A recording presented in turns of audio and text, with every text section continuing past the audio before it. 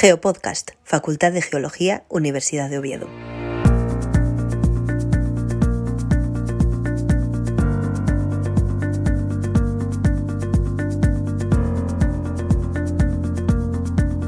¿Qué tal? ¿Cómo están? Bienvenidos, bienvenidas a un nuevo Geopodcast de la Facultad de Geología de la Universidad de Oviedo. Muchas gracias por acompañarnos un programa más. Hoy les proponemos conversar sobre volcanes, ese fenómeno natural que ha despertado desde siempre la curiosidad del ser humano y en ocasiones su temor. Los volcanes, además de todo un espectáculo, son una ventana al interior de nuestro planeta. Su estudio nos ayuda a comprender cómo funciona la Tierra. Y para hablar de todo esto, contamos hoy con Álvaro Rubio, profesor de Petrología de la Universidad de Oviedo. ¿Qué tal, Álvaro? Bienvenido y muchas gracias por acompañarnos hoy. Muchas gracias, buenos días. Enseguida comenzamos a conocer todos los secretos de los volcanes, pero antes reciban el saludo de Luis Alberto Pando y de Carlos López.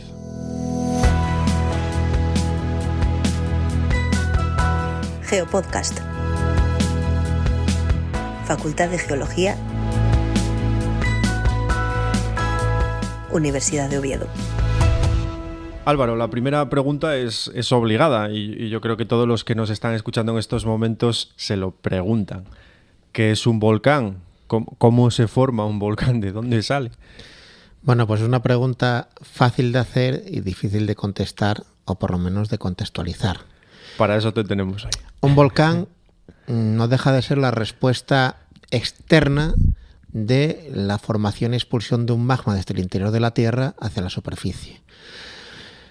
Eso, dicho de esta manera tan rápida o tan sencilla, pues obviamente es mucho más complejo en la naturaleza, ¿no? Dependiendo de la naturaleza de los magmas, dependiendo de su localización, dependiendo de la fuente y origen de estos mismos materiales, pues vamos a tener diferentes manifestaciones y diferentes tipos de volcanes, ¿no? Que es particularmente lo que tiene más enjundia y más interés desde el punto de vista de la volcanología muchas veces, ¿no? Es decir, la respuesta de los magmas, de cómo son los magmas, van a tener una arquitectura diferente en la superficie. Ya conocemos, o todo el mundo tiene en la cabeza el típico estratovolcán, ¿no? Ese volcán en forma de cono tan bonito de las postales, pero también están los volcanes de escudo, como los de Islandia, o volcanes mucho más con formas mucho más irregulares, como pueden ser de los típicos domos que existen en algunos lugares con magmas mucho más viscosos, o por ejemplo, seguro que a alguno se le ocurre Yellowstone, el parque nacional, que no deja de ser una caldera volcánica gigante.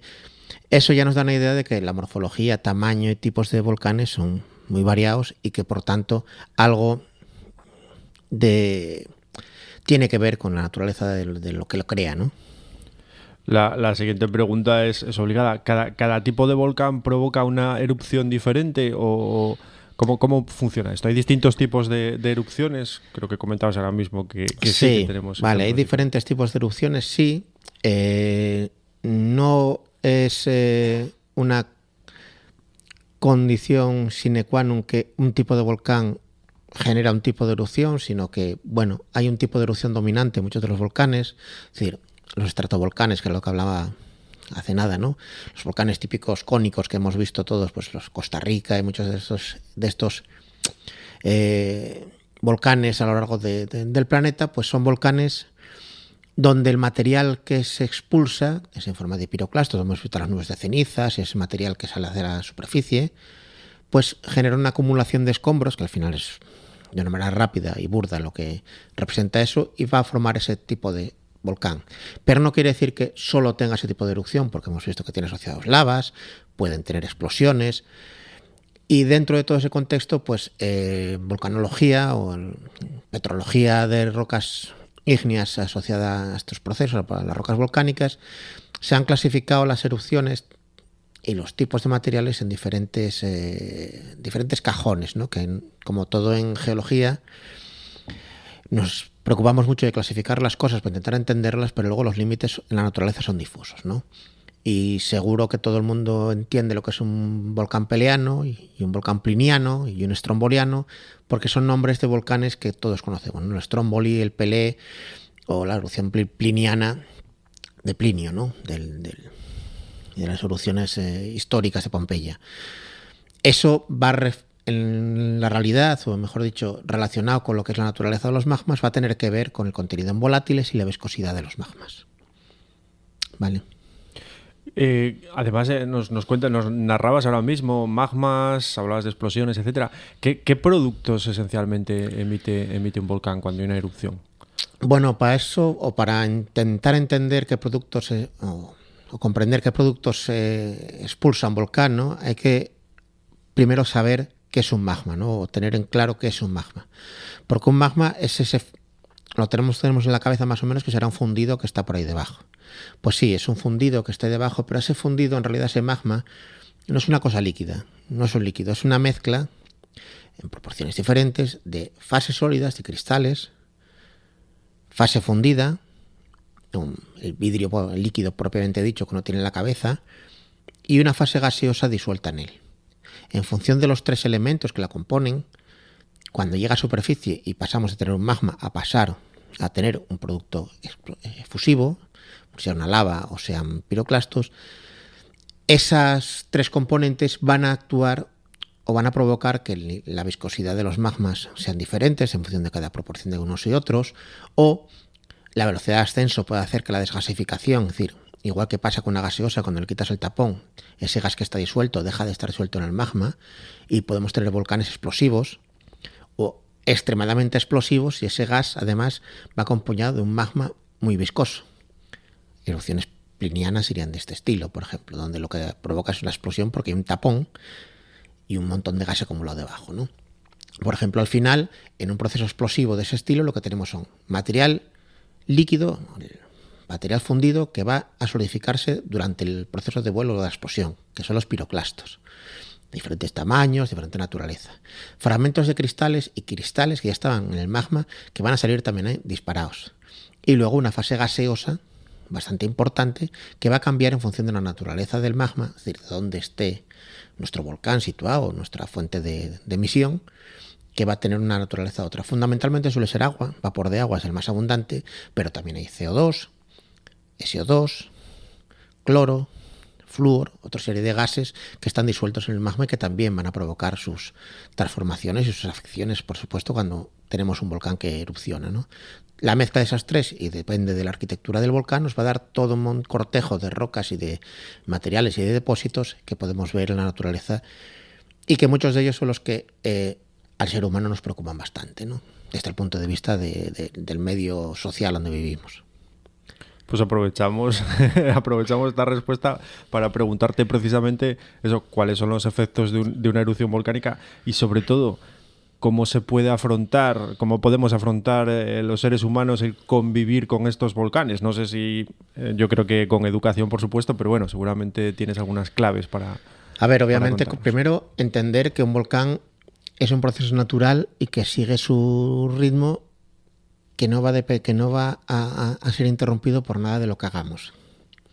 Porque la energía que emite un volcán, es decir, la energía que lleva un proceso volcánico, es muy superior a la que podamos intentar ponerle para intentar frenar el proceso que está en lugar, ¿no? Lo estamos viendo, pues este año lo hemos visto en la península de Reykjanes, en Islandia, ¿no? y a finales del año pasado, donde uno de los procesos eruptivos precisamente de un volcán, en este caso fisural o de escudo, son magmas muy fluidos, con pocos volátiles, que da lugar a lavas, en este caso a lavas muy fluidas.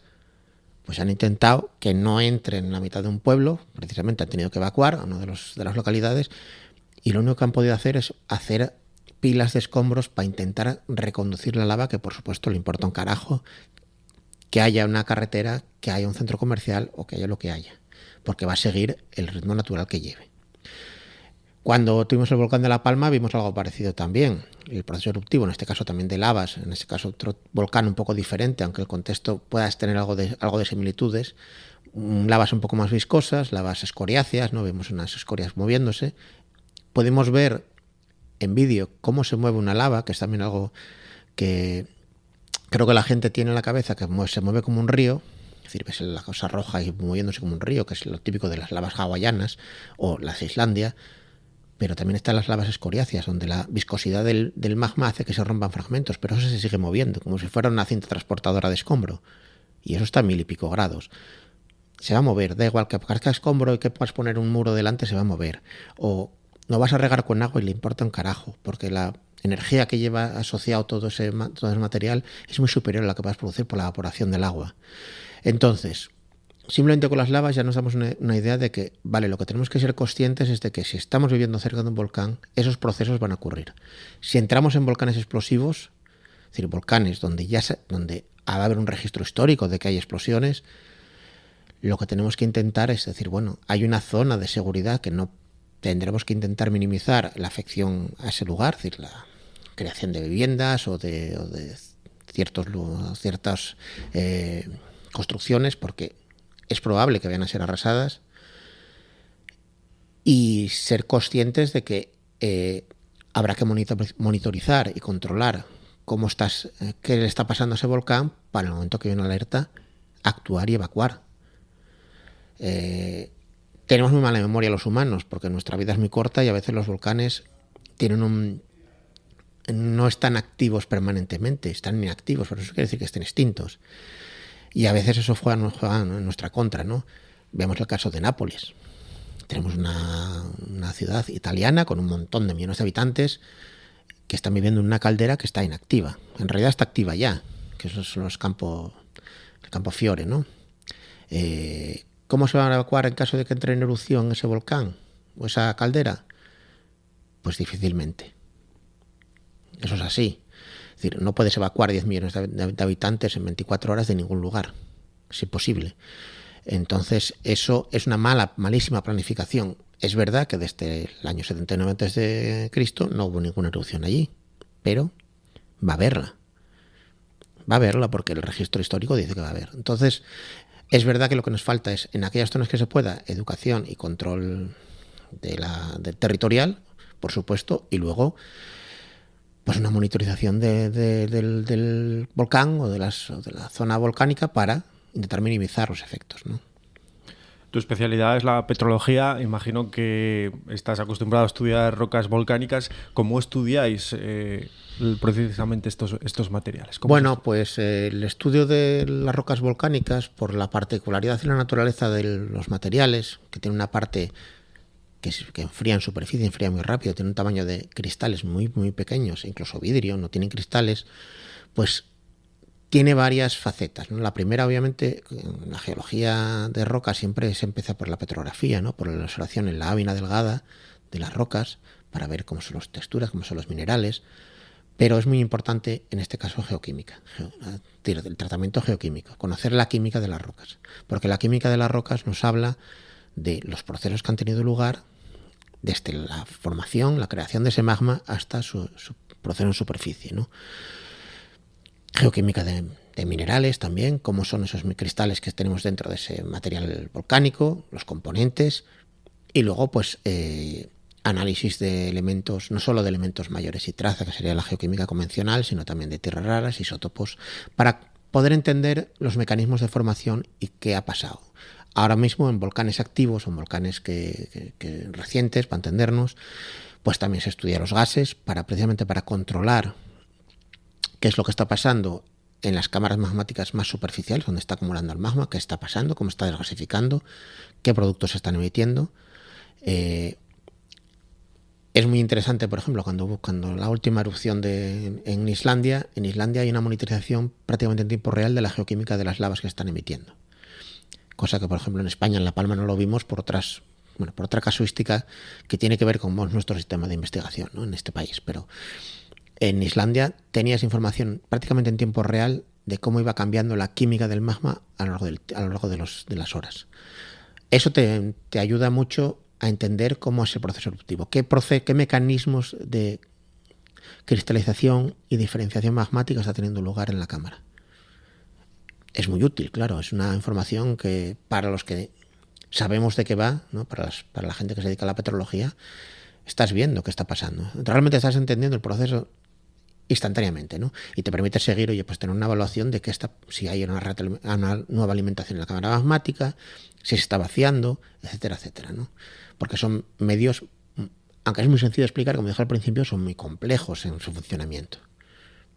Me imagino que conocer esto muy bien, como estás comentando, te ayuda a predecir cómo va a evolucionar la... Bueno, cuando hay un alto grado de conocimiento, me imagino. Te ayuda por lo menos a tener una expectativa de evolución, aunque ya vimos que es muy complejo. Nos suele pasar en nuestra disciplina que básicamente yo siempre comentaba con los alumnos muchas veces hablando de esto, que esto es como tener un puzzle de 5.000 piezas del que tienes 20.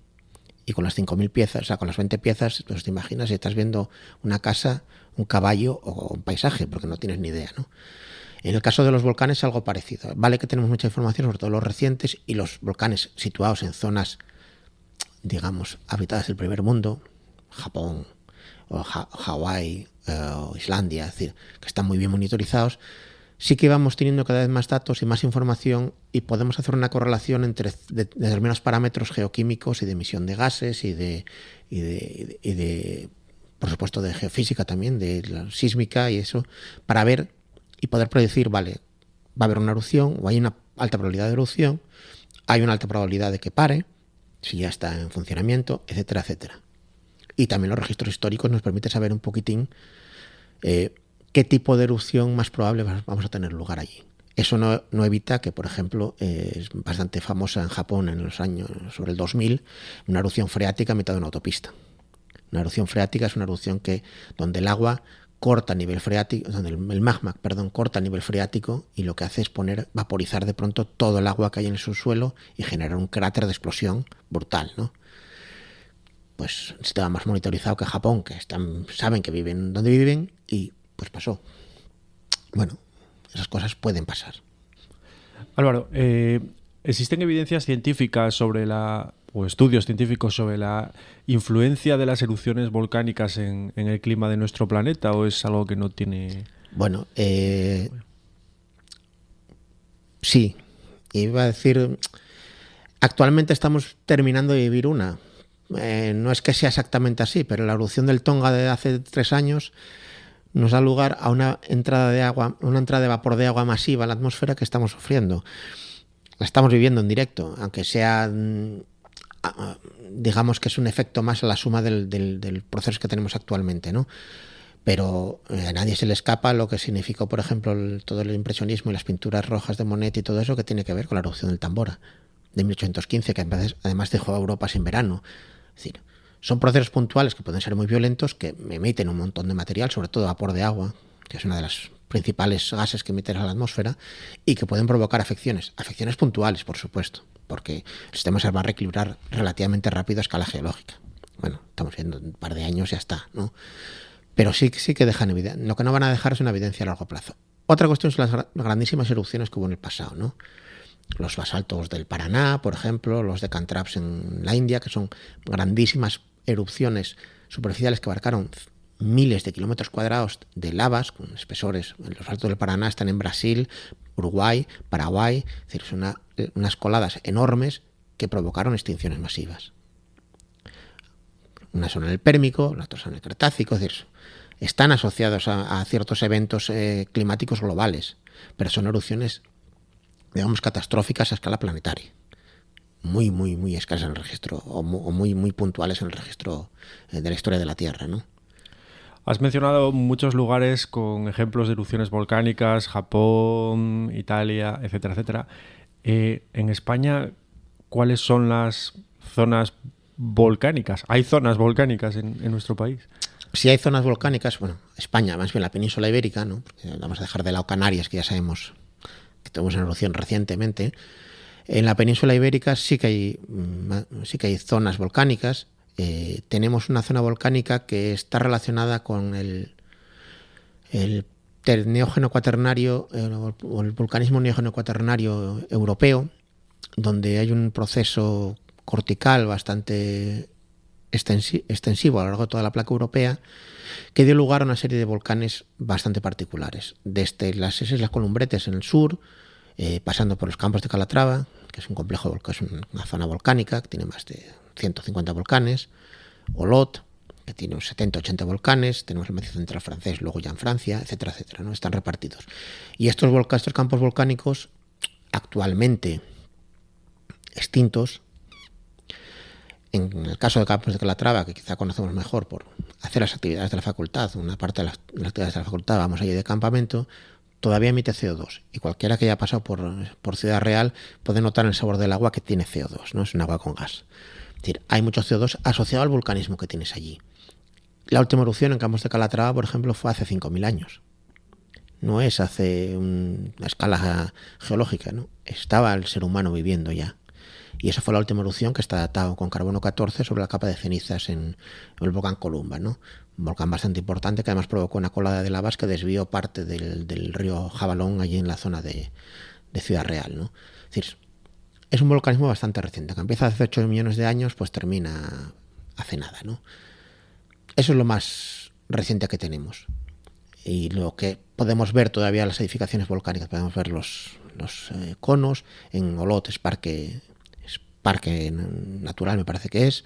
Campos de Calatrava es geoparque actualmente, con lo cual hay parte de los volcanes que son visitables. Es decir, tenemos evidencias y se ve muy bien cómo es la estructura volcánica, el material volcánico, todo esto que estamos hablando. Pero son volcanes pequeñitos, ¿vale? Tampoco se imagina aquí nadie un volcán tipo Teide en mitad de España, porque no lo es, ¿no? Son volcanes relativamente pequeños, pero que tienen su importancia por cómo se forman, porque es un volcanismo intraplaca, que tiene, bueno, otras connotaciones, ¿no?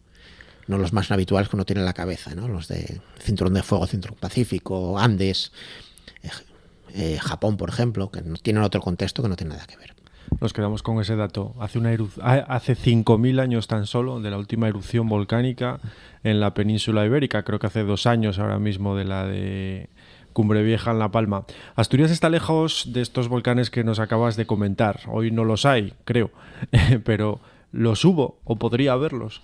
Hombre, los hubo, y lo de poder haberlos actualmente pues sería un poco difícil, ¿no? Los hubo, sí. Quizá la referencia volcánica o como rocas volcánicas FETEN, reconocibles como tal y que se pueden ver y tocar, sería el vulcanismo pérémico que aflora en toda la zona de Infiesto, Cabranes y esta zona de por ahí, ¿no? Donde hay un montón de material volcánico en forma de... muchas veces retrabajado, pero son rocas volcánicas, hay basaltos. En Viñón hay un basalto que además explotó con una cantera y es un basalto pérémico. Luego, si vamos un poco más atrás, sí que tenemos un volcanismo muy importante en el Ordovícico, a 380 millones de años de promedio, que dio lugar a uno de los materiales que se explotaron tradicionalmente en Asturias y siguen explotando, que es el caolín. La capa de caolín asociada a una roca como es la cuarcita de Barrios, la cuarcita armoricana, esa es una capa de cenizas y de ceneritas volcánica alterada en una plataforma marina, ¿no?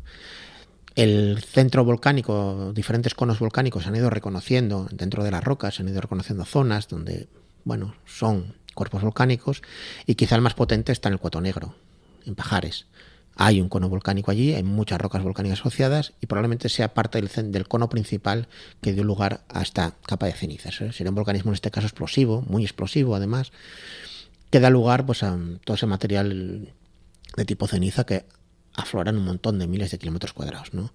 Hay un trabajo de hace 15 años, yo creo que ya donde calculaban cuál era el índice de explosividad de este volcán, ¿no? De este paleovolcán. Hay 2 escalas de clasificación de volcanes. Una es la de tipos de conos, que es lo que hablamos, que tromboliano, pliniano, etcétera. Pero hay otra clasificación que tiene que ver con el índice de explosividad del volcán, que se llama el BEI. Entonces, en función del tamaño de la nube de cenizas y tamaño, o sea, hasta qué superficie abarca y qué potencia tiene, y el periodo de retorno, se clasifican los volcanes en función de una peligrosidad, ¿no? Y este sería un volcán de tipo 6-7 que es súper colosal. Es decir, para entendernos, era el volcanismo tipo Toba o tipo Yellowstone, ¿no? Son volcanes de gran tamaño y tal. Pues ese sería el volcán más reciente, hace 480 millones de años en Asturias, ¿no? Y que se puede ver en la zona central de Asturias en todos los niveles que explotan caolín actualmente. Más atrás que eso, es que no tenemos ni Asturias, ¿no? Pero bueno, existen varios complejos volcánicos de 560 millones de años. Estaríamos en el límite neoproterozoico cámbrico o cámbrico precámbrico, para entendernos. Y lo que tenemos ahí es un sistema de rocas volcánicas y de cuerpos volcánicos bastante importante, asociados probablemente al inicio de la formación y de la amalgamación de nuestro actualmente España o Asturias, cuando se pegó al norte de África, ¿no? A Gondwana. Y ahí tenemos pues complejos volcánicos explosivos en Cudillero. El puerto de Cudillero, una parte de eso es un complejo volcánico de 557 millones de años, donde podemos ver basaltos y podemos ver material explosivo, ignimbritas y rocas de ese estilo.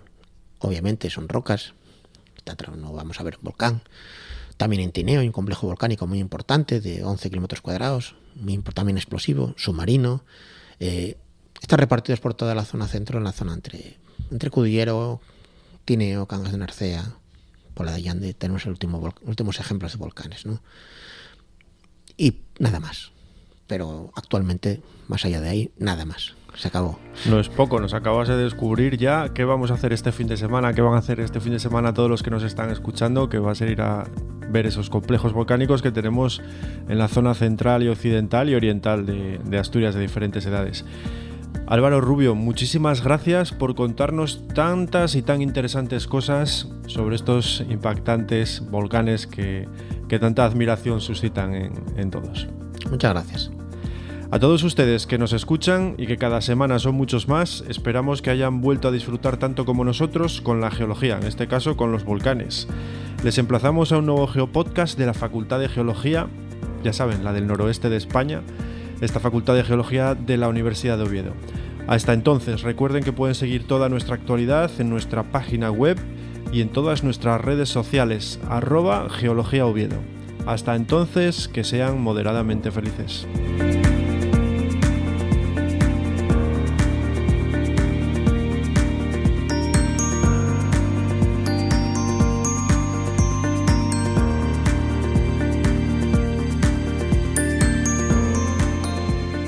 Geopodcast, Facultad de Geología, Universidad de Oviedo.